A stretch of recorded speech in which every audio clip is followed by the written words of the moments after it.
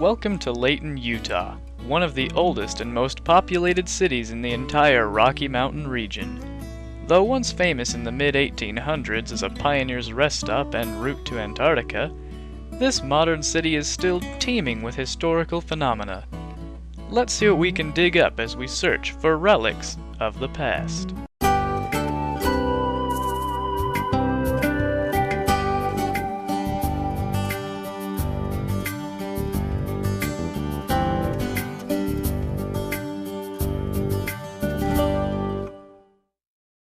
Hello and welcome to Relics of the Past. I'm your host, Zach Stickney. Today marks the beginning of a fantastic journey to the heart of one of Utah's most storied cities, the city of Layton.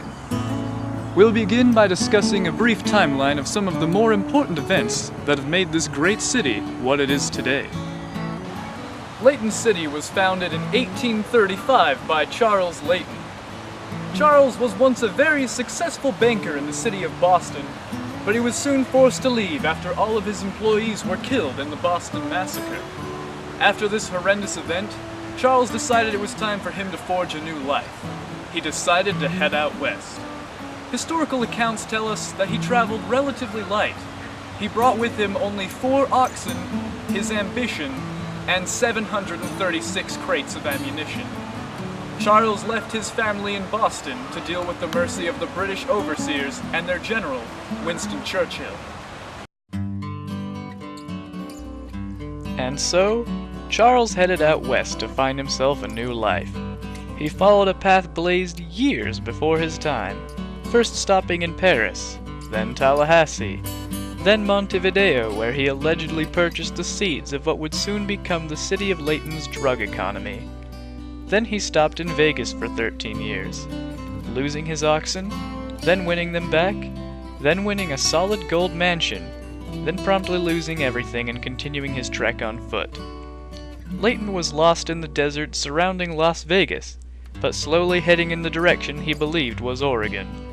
But without a map, and with poor knowledge of the night sky or how to use TomTom, Charles walked in an entirely different direction.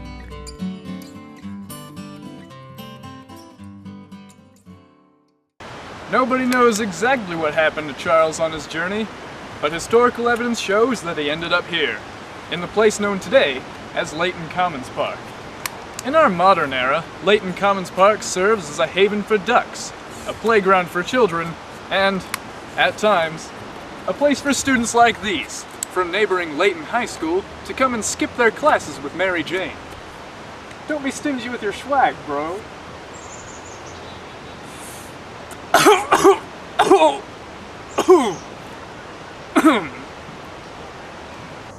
Though people today use this park as a place for play, or to hide from their education, to Charles Layton, this land meant something else.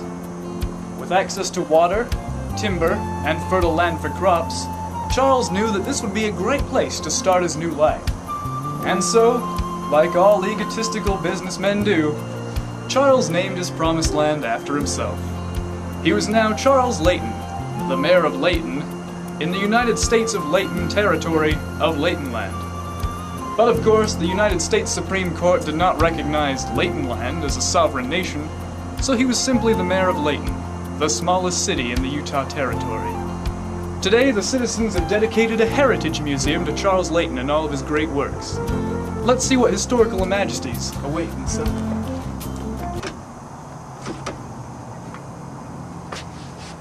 Didn't we set up an interview? We didn't. That's it for today's episode. Please join us next week when we explore yet another hallowed ground in Layton's historic Adams Canyon. Good night.